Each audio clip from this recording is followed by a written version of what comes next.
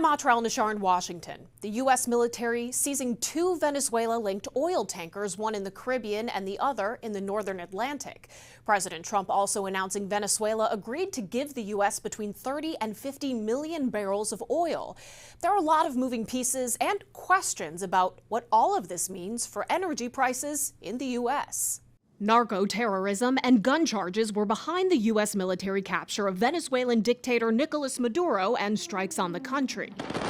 Now, President Trump is setting his sights on Venezuela's oil. The United States government has already begun marketing Venezuelan crude oil in the global marketplace for the benefit of the United States. Wednesday morning, the administration confirms U.S. forces seized two oil tankers either last docked in Venezuela or on its way to Venezuela. This one, seized in the northern Atlantic, has Russia's flag painted on the side. It follows President Trump's announcement Venezuela will give the U.S. between 30 and 50 million barrels of high-quality sanctioned oil. We're going to sell it in the marketplace at market rates, not at the discounts Venezuela was getting. Not only will that generate revenue that will be used to the benefit of the Venezuelan people, and we're ensured that that's what the case is, but it also gives us an amount of leverage and influence and control over how this process moves forward. Many energy experts have their doubts it will be that simple. We are not expecting Venezuela to have an impact of any definitive value for really all of 2026. Venezuelan crude oil is often described as heavy and sour, and few refineries have the special equipment needed to process it. You're talking about